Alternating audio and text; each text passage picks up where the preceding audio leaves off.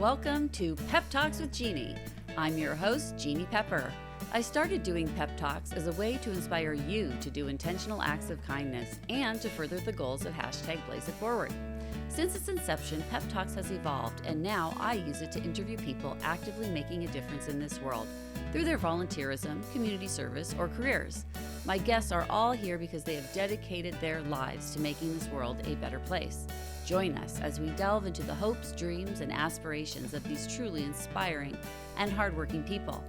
This season, we will be using a panel format in some of our episodes to bring together synergistic guests to discuss topics that weave the social fabric of the world around us. Welcome to another episode of Pep Talks with Jeanne. And today in our studio, we have Louru. I'm so excited to have you here today. I am so excited to be here. Thank you for having me. So why are you here today? What do you do that's so exciting? I am a healer. That's my trade, my profession, the love of my life. I get to support individuals and couples and groups working through things in their life to become more conscious human beings. Oh, I like that. Consciousness. Yeah. You come from a line of healers.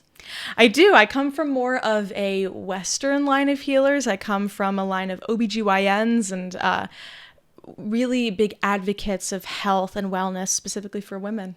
Oh, I love that. And your mother is the CEO of the Extraordinary Lives Foundation, Mara James. She's also been on our show. So you've kind of followed in the family footsteps of helping others. Yeah, she is one of the biggest inspirations for me, for sure. If she didn't go along this line, I don't know if I would have ever found my way onto this path, for sure. I'm her mini me. We've had some younger people on the show than you, but you are young. If I'm correct, you're 23 years old, which is great. We love having young people here. They can be quite inspiring with their hopes and dreams. So what are you looking to do with your career? I have one goal, and I want to hug as many human beings as I can on this planet. I want to support as many human beings as they want to be supported. I know that there's a lot going on in this world all the time, and there's so many people, and there will always be people that need support, but I want to stand for the people who want to grow and shift and transform their lives from, what was not so great and turn it into something that was really beautiful. I like that. I had the great experience of being at a women's retreat with your mom, and she invited you to come and do a sound bath for us and some healing.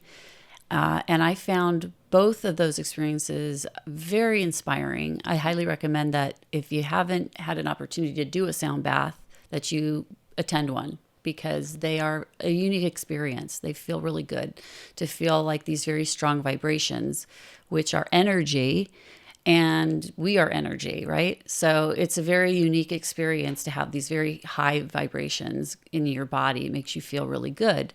And then I had an opportunity to talk to you, and I was really impressed with your no nonsense, really you really got to the heart of what was eating at me so quickly, and you helped me kind of frame my own ideas about it and open up my mind to possibilities. And that's quite a gift to have. And I don't think you need to be, a wise old crone to be able to help people in that way. So for that, I say, yay. Hey. And I hope that that other people will find you that need that kind of guidance, because I found it really helpful. Oh, I'm honored.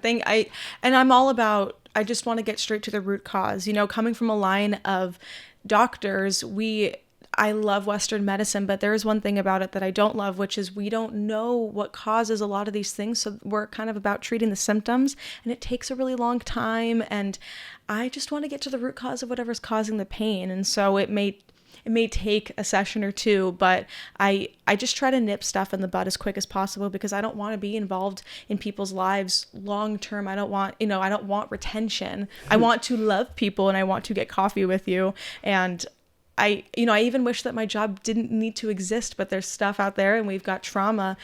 If I can get into people's lives and shift what gets to be shifted so that you can see clearly what gets to change in your life, and I could do it as quick as possible, that's totally my goal. I think that's great. And I think all therapy should be that way, really, because, ongoing therapy that doesn't get results is not is not helpful. For sure. And I guess it pays the bills, but Yeah. I've had a lot of people come in, I've been in therapy for 25 years trying to work through this one thing. And it's like, what is happening in 25 years? And it's sometimes one issue. It's one particular thing. I'm trying to work through the pain with my parents, or these are obviously they're big things that take time, but 25 years and you're paying your therapist bills, but you're not feeling liberated, and it's taking so long. Yes. I came into your actual studio where you practice. That was a few days ago. I was there.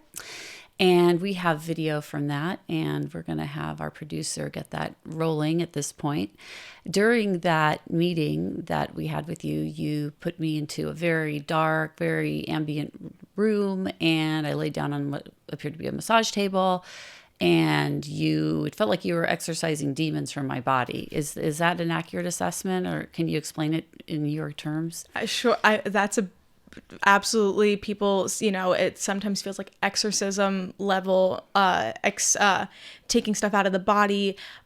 What I do is everything that happens in the mind will translate out into the physical body. That's how we're able to feel our emotions, feel what's happening in our neurological system. And so, and that's how we're able to feel energy. And so what I do is I go through the body, and any place that there's a misfrequency, and not that it's wrong, but it's maybe not aligned in a way that's supporting your body.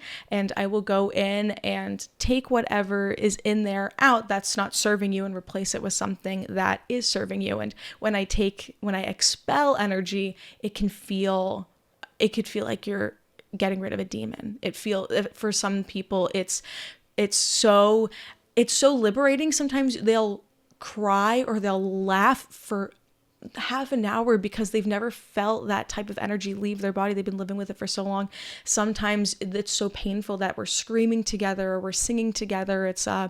Getting rid of demons for sure is what it could feel like. But really what I'm doing, and it's simple in terms when I explain it, I'm taking out the yuckiness that's been put in your body, whether it's from learned behaviors or trauma, and cleaning the area, making sure that it's completely purified, and replacing it with a new lesson or unconditional love or something that's just going to serve you moving forward. It'll feel lighter, but it'll feel really clarifying too, because it doesn't just affect the body, it affects the mind and the spirit too. How does one learn how to do that? Is that something you're born with, or does somebody give you some kind of magical recipe to be able to do these things? That's an awesome question. And I am of the opinion that anybody and everybody has the ability to do anything. So I was not born with this. I mean, I was. I didn't exercise it when I was a kid. I'm not one of those people that were, when I was coming of age, where I would see spirits or touch people's bodies and they would cry, like some healers in their time, or they'd be able to see the future. I was never even close to that point. I was told by a shaman who ended up being my main teacher that I am going to be a really great healer when I'm older, and that was the only thing that really got me on that path.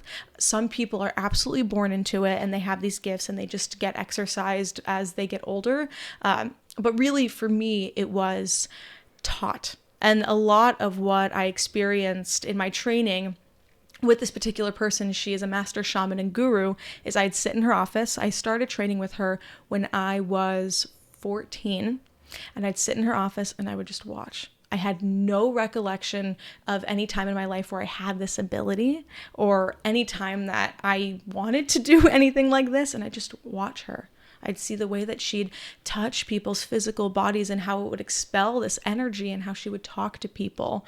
And for me, it feels learned, but I'm sure that there's innate parts of me that she was just pulling out and surfacing that was already there. But I am absolutely of the opinion that if you have no connection to anything that's greater than you, as long as you are purifying yourself and working through your stuff, anyone can do anything.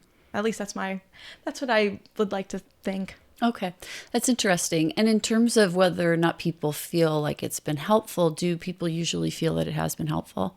Yeah, for sure. Yeah. I am the biggest person. I'm the first person to say, if you come in and you don't feel that you got what you needed, or you don't think you got anything, I'm not going to charge you a penny. I say, I'll give you $100 and go on your day. And I'm sorry for taking your time. Maybe it's imposter syndrome, which I'm grateful to have because it really shows that I care about what I do. But I've had really positive experiences with my clients, and it's shown me, and it's not only helped them, but it helps me every time that I help someone. It's very cyclical. So I've had enough success to where I'm able to do it as a career, which I'm immensely grateful for. Very cool. I think I'm very skeptical of anything that isn't like highly researched. I mean, that's just the way, I was raised to just really examine things and really understand how they work. So when I heard about what you were doing, of course, I'm skeptical. But another thing in my old age and my wisdom I've learned is that sometimes we have to, it's the questioning of some things that we can't understand is not necessarily helpful, because just because we don't understand it, we may not be able to understand it. But believing in things is a lot of what gives them power, just the belief. And of course, that's the placebo effect as well. So regardless of whether it is a placebo effect or not, if it works and if people believe it works, then it probably does. For sure. For those people. Right. And I think there's some people that always need logic to understand things. People who are, who have no connection to religion and go only to science. Those people need that. And that is completely valuable. One of the great teachers, there's a book that she wrote, Hands of Light, and her biggest selling point is she worked for NASA, she's got a PhD, she is science, but also has these really weird, inexplainable techniques and abilities, and it's meeting people halfway. It's for the people who need the understanding of the frequency and the energy and the physics that goes behind it, it's there. But for the people who are all about religion, all about connecting to this intangible but truly tangible to them because they can feel its source, where it's inexplainable and you don't care if it gets explainable, there's that type of stuff too. And that's why healing is so wonderful. It's on a spectrum. You've got scientific healers, you've got, kind of the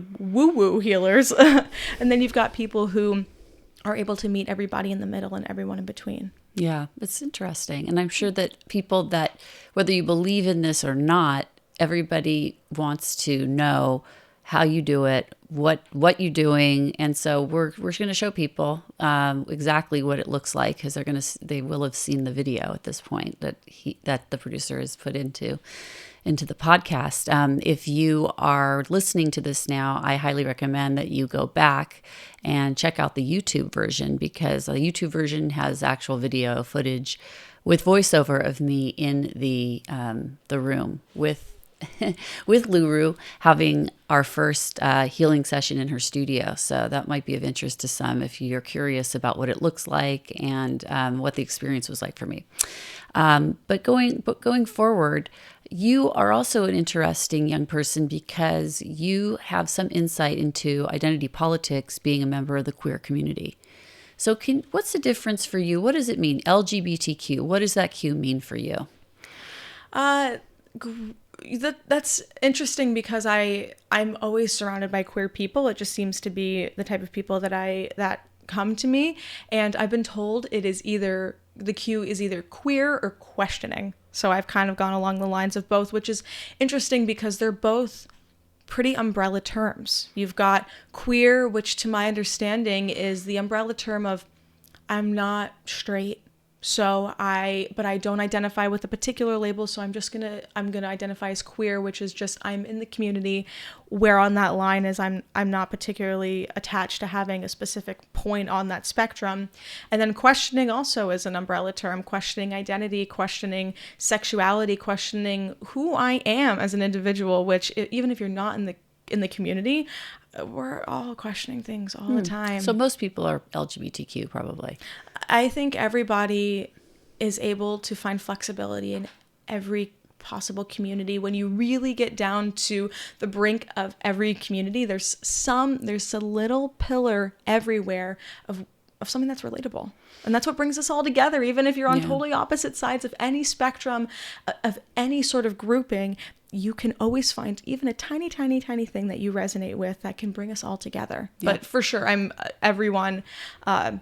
I think Q might even be the most inclusive part, because usually, the allyship is really what tends to bring more people in. But questioning, yes, it's about gender and sexuality, but we're all trying to just figure it out. Even at, old ages, we're trying to understand ourselves and how the world works, because it's ever changing and ever expanding. So I'm sure at least everyone at some point in their life can think about questioning something. Yeah. Do you think that your generation has more Q people than perhaps mine?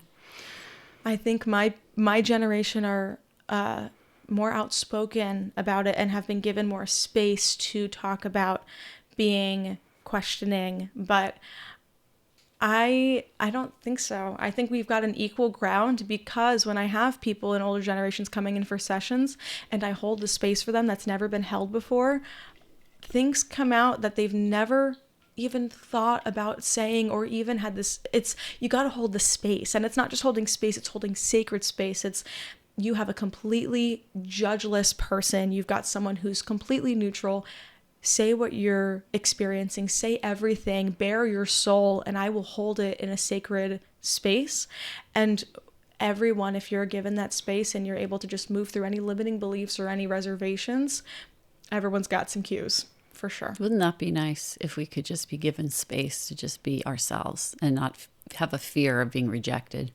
It would be a great world. Yeah, what would that be like? But even within these marginalized communities like the LGBTQ, AI plus community, there is also some feeling sometimes that even within that community, you could be seen as not really bisexual or not really queer or well, yeah, you may be gay, but you are also poly, or, so now you're not really part of us. You're something different. So what do you think of all of that? What do you make of it? This is an awesome topic of conversation, because you would think, I finally found my community. I'm queer. I'm on the gender spectrum. I have my people. And then you get into the community and you realize that even within a community, there's still exclusivity everywhere. You've got bi erasure, which is an idea that you're looking at bisexual people as if they're on a path to getting to one of the other ends. You say you're bisexual now, but you're just going to be a lesbian later on. So just have your fun. It's just the phase. And that's coming from people in the queer community, and lesbians and gay men have been at war with each other for so long, and that's in so many realms, even within Judaism. You've got these different denominations, you've got people in all religions. If you're not devout enough to your religion, you're not devout enough to your community.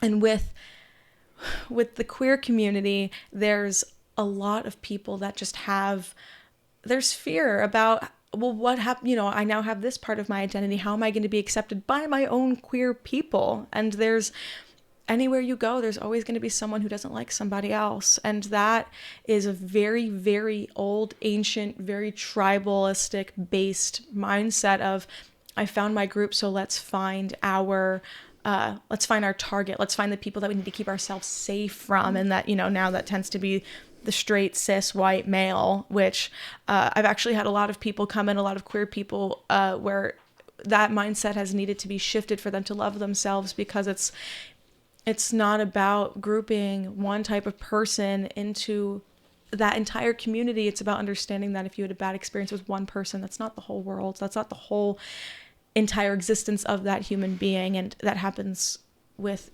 queer people everywhere. You need to look a specific way, and if you don't, even in our own community, you feel excluded. So you could be too woke. Yeah, I've never heard that idea. I'm too woke. I think there's flexibility everywhere, and we get to be open to the idea that maybe we're leaning a little bit too progressive in that sense. Maybe we're trying to be so woke. Yeah, I guess being too woke. Where we're actually excluding people, and if you go too far one way, you actually go back in a circle and end up right in the line of people that you resent. Isn't that weird? Yeah. I've noticed that too, that like the farther you get to an extreme on a spectrum, the closer you get to the other side of it. Right? It's a line, it's a spectrum, but it really goes back into a circle because you're so scared of looking like something or being near someone that you go the complete opposite way. And then one day you find out I was doing exactly to that person what I was scared was going to happen to me. It's a Mobius strip. Yeah. Yeah. I recently learned what those are. Oh. If you don't know what it is, look it up. It's quite fascinating. Yeah, for sure. Another thing is coming out. What was that like in the James household? I didn't know what being gay was until I think I was maybe 14. Like, I just didn't really... I was never around queer people. I played softball, so I heard, little terms here and there of, derogatory being thrown at me, and I didn't really know what it meant. I never thought to ask. And then I got to high school, and I joined theater, and my community there is very open and expressive, not just in gender, which I had no idea was even a thing when I was that age. It wasn't for lack of wanting to know. It was just for lack of exposure and experience. And then people would tell me, I'm bi, I'm gay. I'm like, okay, sure. I guess you're a person. I'm going to love you no matter what. And I was obsessed with boys, so I never thought that would be a thing. People would tell me because I played softball, I looked like a lesbian, or I would come off this way, and I was like, yeah, sure, I guess, but I don't know. I love boys so much. I was obsessed. And then I was in a musical. I was in Legally Blonde when I was 15. And I had this best friend. I was obsessed with her. I always had one woman I was obsessed with. I thought it was just because I didn't like myself and I wanted to be like them. But now that I look back, I think it was a little bit more than that. I just saw these people that I just wanted to be around all the time. And then I was in that musical, and it was in the script that I kissed her. And so I did. I actually have it on film, and I kissed her in a rehearsal, and it was like the sapphic gods came over me, and I just was like, whoa, I'm going to do that again. And oh, wow. Then and my parents were there at the show when it happened. I'm sure that they had their questions and things like that. There was actually a woman at my temple who was one of the first lesbians I ever met. Her and her partner were really involved, and apparently she told my mom when I was 7, she said, watch out because your kid's going to come out to you one day. I recently learned that. I think it's awesome, and she actually was the first person that I came out to. But I ended up realizing I wasn't straight. I didn't know what that entailed. I went with pansexual because I was so obsessed with boys, and I had this boyfriend that I was obsessed with. Not at that time when I kissed my friend, but I couldn't just be a lesbian. I loved boys so much. So I hid it from my parents, and I don't know why. I just didn't feel safe. I always heard I heard horrible stories. I know people say that they tend to hide the scary stories, but that's all I heard. I Googled, am I gay, which was pretty telling. And then I got a girlfriend. It was my first girlfriend, and we were together for, I think it was around 6 months. And I just said, her parents were Catholic. I, for some reason, have a love of Catholic women and their parents who don't love us. And I just said, well, if we can't have your parents, I just really think I want to tell mine. And so I told them over the phone after I snuck out of the house, which were 2 pieces of information I was not planning on telling them. And I told them I'm pansexual and this is my girlfriend. And they knew. But it was my mom's response was, well, what is pansexual? And I said, great question. I love anyone. I love people's soul. I don't really care what's on the outside. My mom said, that's very spiritual of you, and it makes complete sense. I think my dad had a little bit of a harder time wrapping his mind around, I think that word. I think pansexual, he was like, that's kitchen appliance sexuality. And I was like, that's fair. But then we talked a little bit more about it. He would ask questions. I would be open. I was still figuring it out, so I wasn't mad at him for asking questions. I actually really love questions. And then eventually I came out as a lesbian and just wasn't really interested in the other direction. And it was, I think I made it harder for myself than it really had to be. So you don't consider yourself queer, or you can be both? I'm in the queue on that, I guess. Most of my friends, I love the word lesbian. I have only dated women since dating my first girlfriend. But I'm open to whatever is going to come my way. But that's been the word that I've been using. But your preference is women at this point. Yeah, I would think so. I mean, they've just been the ones that have really caught my attention, but I'm open. I mean, there's a portion of me also that has some trauma with men, and I think there's a portion of a lot of queer people that it's like, I don't want it to be trauma based. I want to just love really purely. So I want to open up, I'm queer in that way in case one day I do happen to fall in love with someone who identifies as something outside of a woman, but it's been what I've stuck with, and I've had some success with my partners. So I don't know. I'll get back to you on that one. Yeah, it is kind of interesting. Like when I think about men and women, they have very different energy. Yeah. So, I mean, most men have a certain kind of energy and most women have, I mean, at least from my perspective as a cis hetero female, I don't think I could be with a woman in the kind of relationship that I could be in with a man because that energy is it's not soothing to me. Yeah, there's, the more I get connected to energies that are outside the tangible human world. And what I mean by that is it's less explainable in that kind of context. We kind of understand masculine and feminine energy as male and female. But the more that I spend time with that, I realize it has nothing to do with sex or gender at all. It has to do with the feeling, and the reason why it's equated to men and women is because that's the easiest way for us as human beings to understand it and to explain it. But I think the more that I get connected with this understanding that outside of our physical bodies, we're completely genderless. When we talk about the idea of God, people say he, but most of us say God, just the word. And love doesn't really, to me, when I think about that, I don't think about a gender. And when I look at my partners, I don't think, oh, this is a woman, I want a woman. I just look at them like, you go well with me. This works really well together. You understand me. And I've dated some women who are incredibly masculine. I've dated some really feminine women, and it's about the energy exchange, really. But you're totally right. And it goes in that way with people. There's certain people that I meet where it's just, I love you so much, but going to keep clothes on because I don't want to cross that boundary. And it's really interesting. The more that you get connected to what being with people feels like outside of the realm of tangibility, it matters less in a weird way. Yeah. Well, I mean, it makes sense though, because we can't, there really isn't such thing as race. That was a term made up by the Nazis. And for some reason we've incorporated it into our zeitgeist. But, the reason why there's no such thing as race is we're all the same race. We're all the same species. If you take our skin off, we all look the same. However, we are not genderless.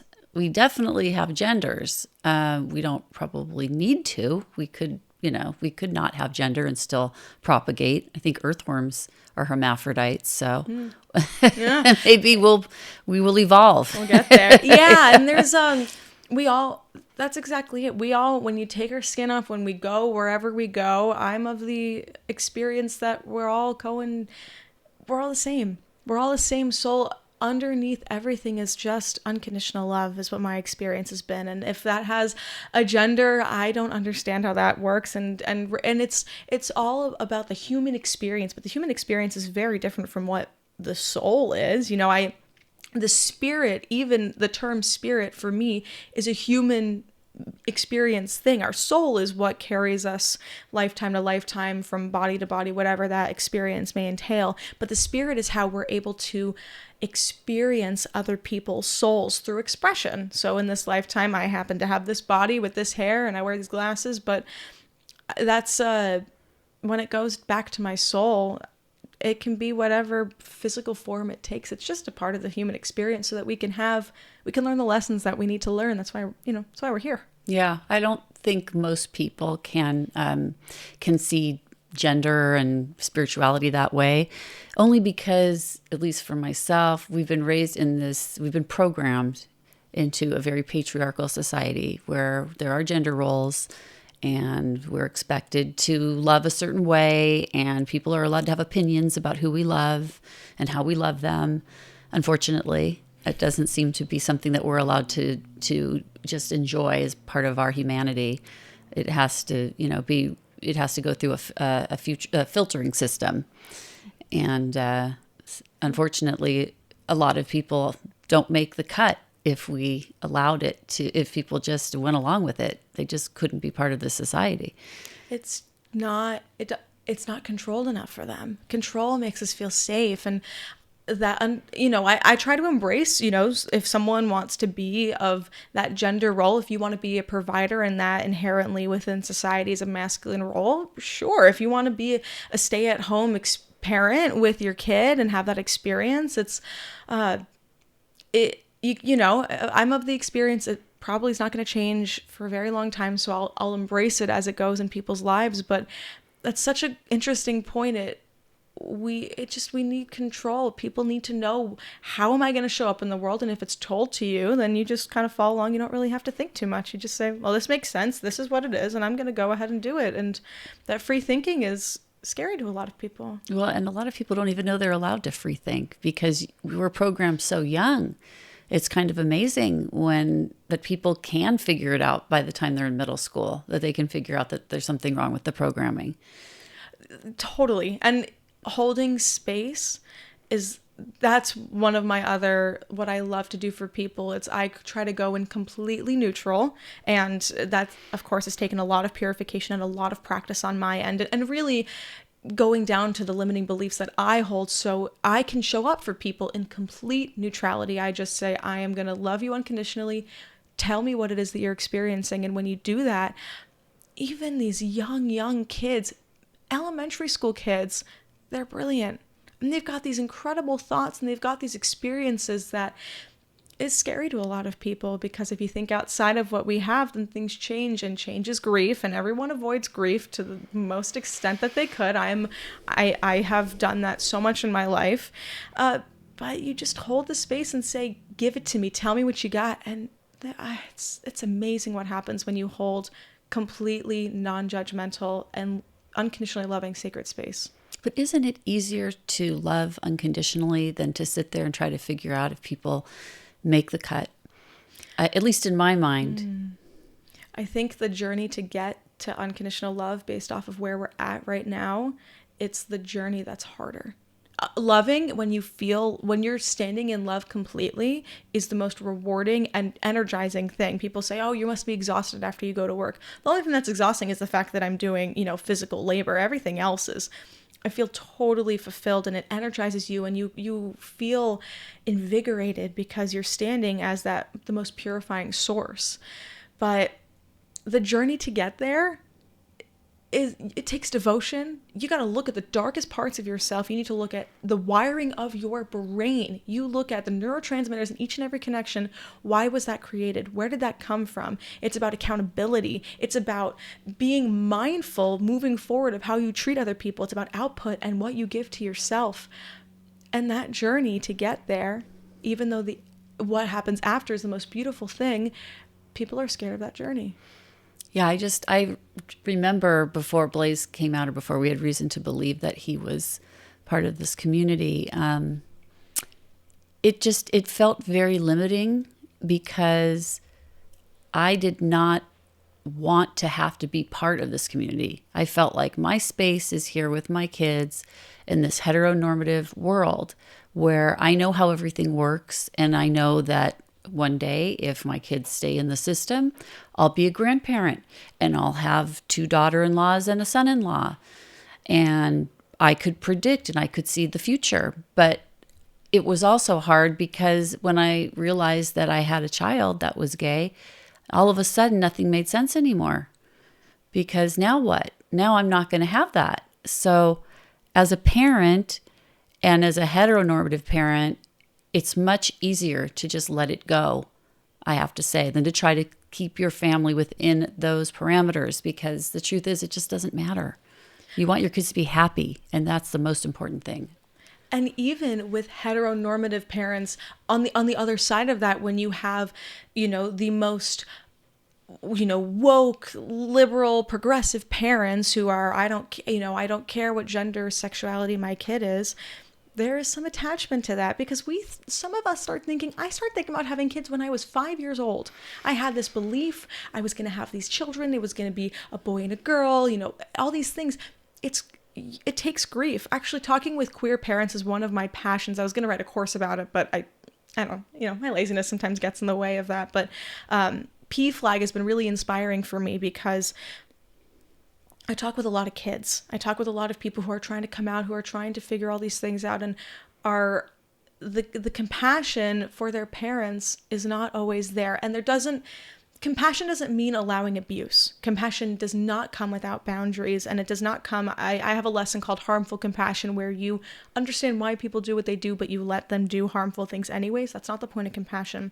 It's understanding that even though your parent might accept you completely, they're going to grieve something. And maybe it has nothing to do with you. Maybe it has to do with the fact that when they had this child, they were born, and you came up with this whole storyline as a way to think about how you're going to keep yourself safe now that your life is changing. And that story is something that you may have subconsciously gotten attached to, and it's going to take time. And I think that the journey is also for the parent to have the space to say, this is great, this is fine, but it's different and things are going to look different. And having the compassion for each other is the best way to build that relationship, because you lost something when he came out. But then if you let that go completely, then you've gained something even more. Oh, yeah, I gained a lot. In fact, I didn't even know how much I'd gained until after Blaze died, and I met all of the young men that had been his boyfriends. And they were such amazing people. They were so cool. And I wish that I had known them when he knew them. At the same time, I wish he had introduced them to me himself instead of having them approach me and say, I knew your son. How they just went up to you? Yes. Blaze never introduced them? That was the first time they made contact with us when they found out that Blaze had been killed, because they wanted to attend his funeral, or they wanted to be part of what we were doing. And there were 3 that I can think of, really outstanding people, really young, outstanding. One of them is a lawyer now. Another one is a computer programmer in Silicon Valley.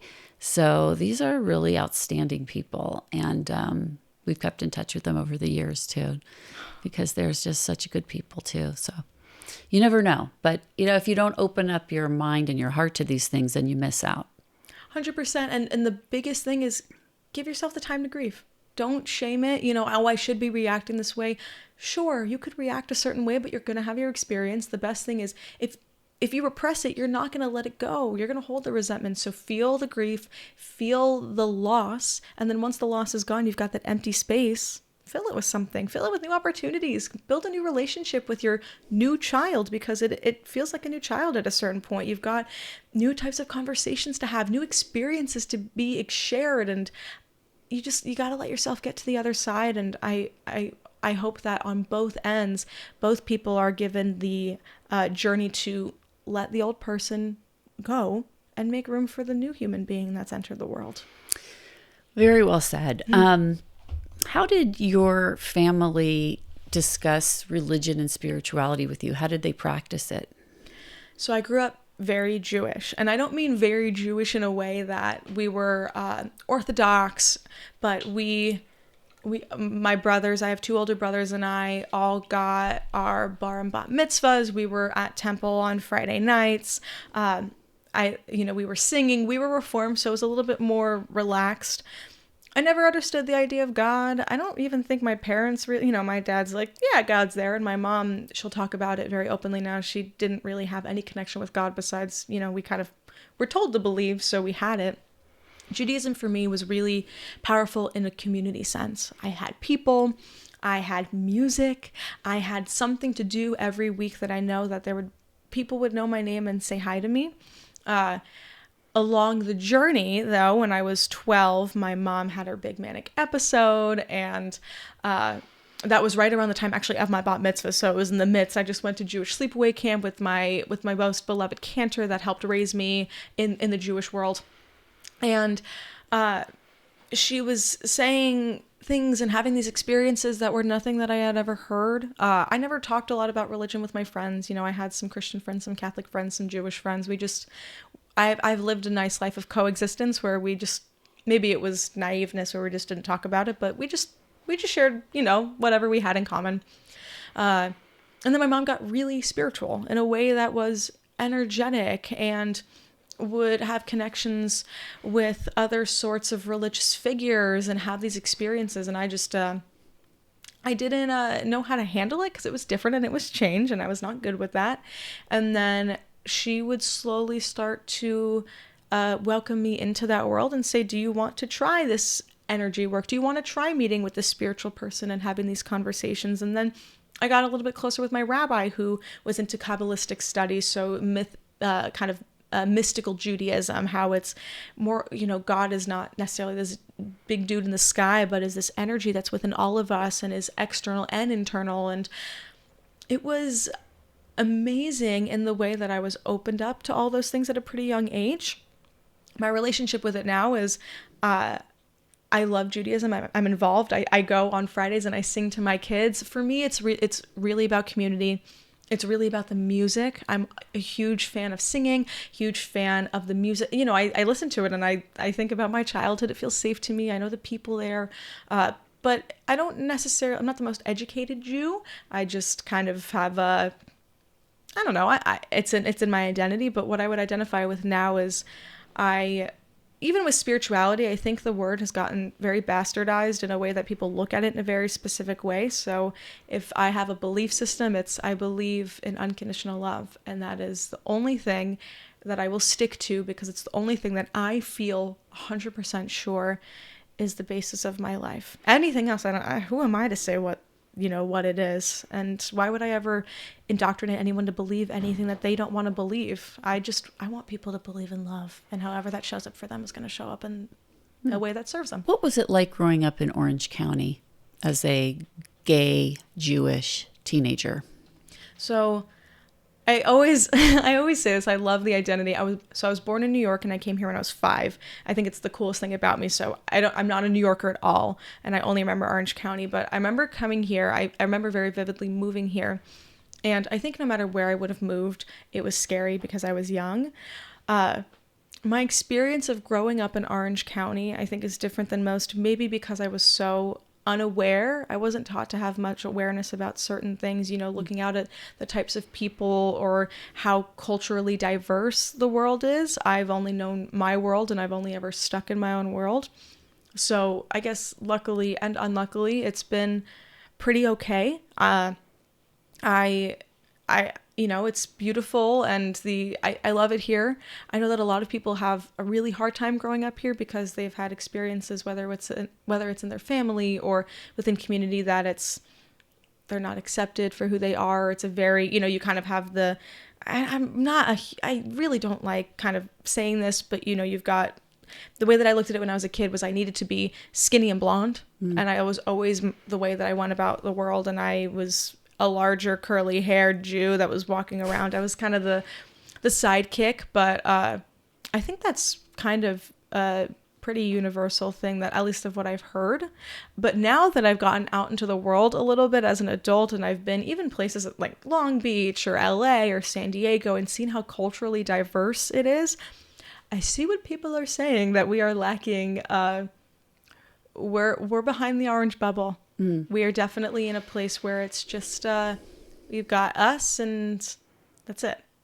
It is interesting, although I think that this is a very diverse area. It's just that it seems like the diversity is very focused on each area. So like we have a very Asian part of Orange County, which is North Orange County.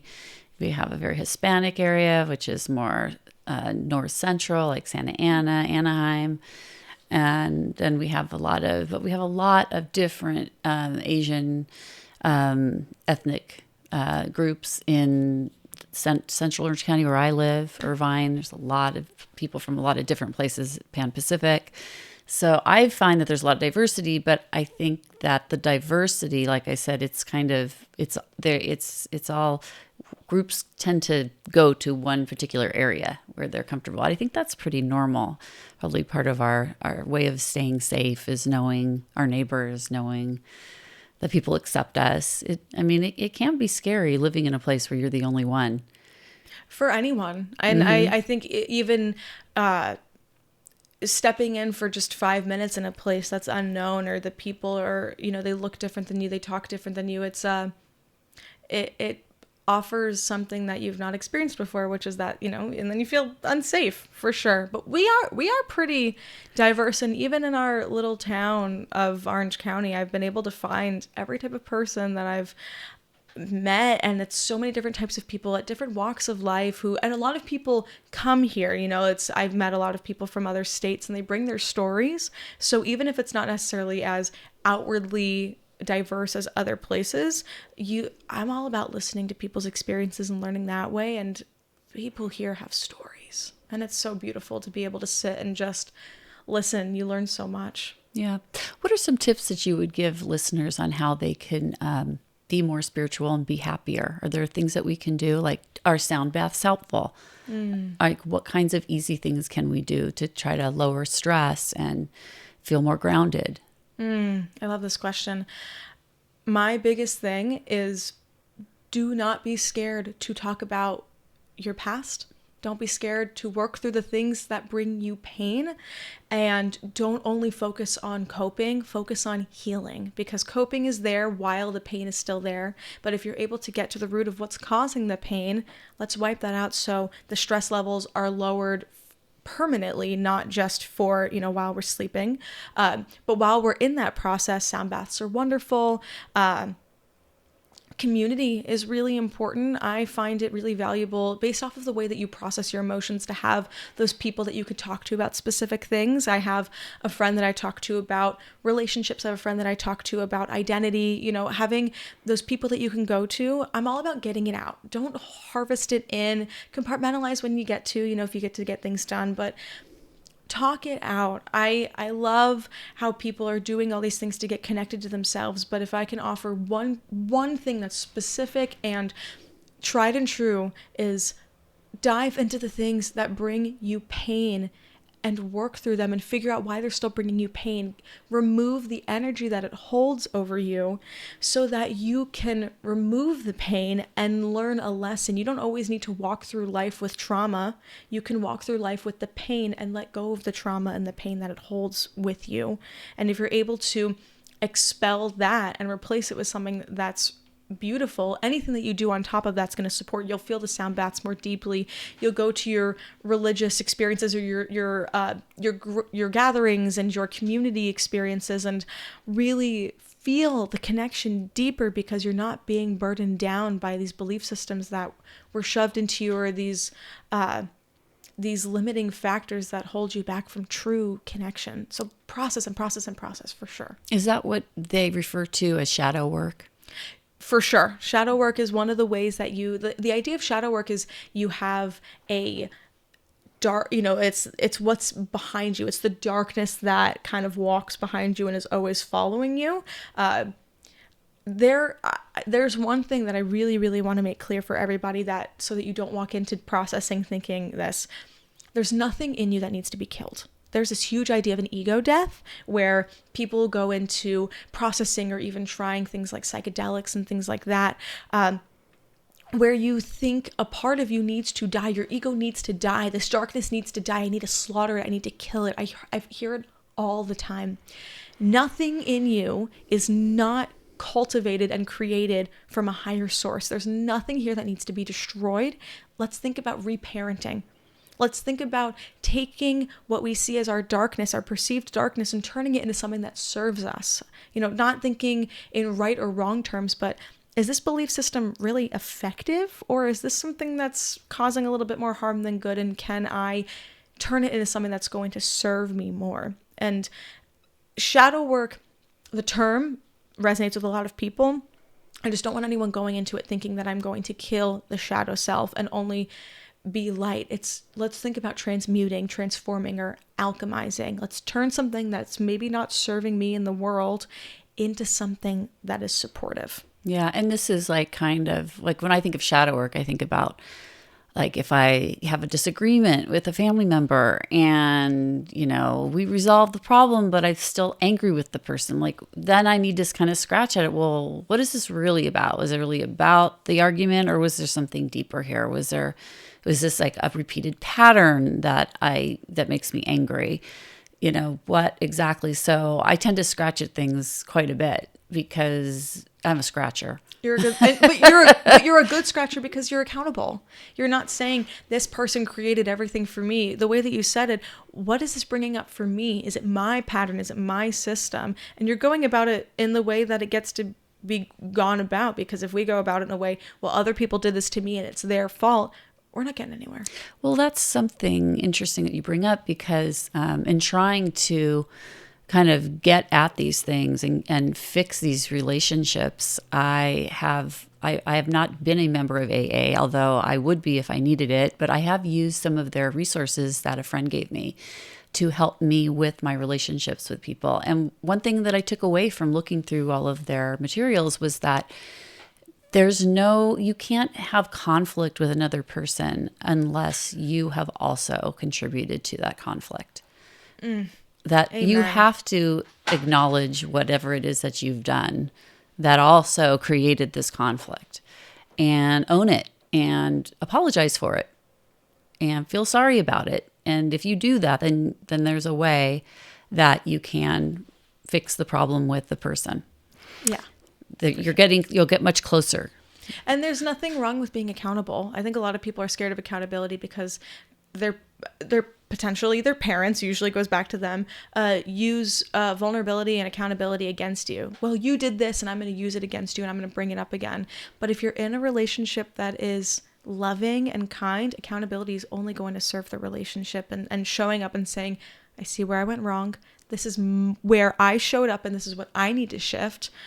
It's only going to serve you both, because they're seeing that you see what they're also experiencing. Yeah. And I think that that's like something for listeners to understand, is that if you are experiencing significant conflict in your life, you have to look at what it is that you may have contributed if you really are serious about resolving conflict with others. So that's just my takeaway. I love it. Something I took away from AA.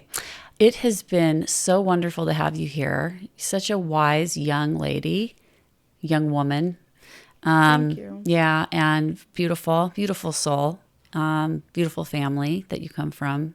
Yeah, I'm very lucky. Much appreciated that you could give us your time today and that you offered me your healing practice. It definitely made a difference in my life. So thank you for that. I'm honored. Thank you. Thank you for Louru. giving me the opportunity. It was my pleasure. And I hope that we have you back on the show again someday, because you are making the world a better place. So. Oh, thank you so much. If you're interested in knowing more about Louru, we have information and ways of making contact with her on my website.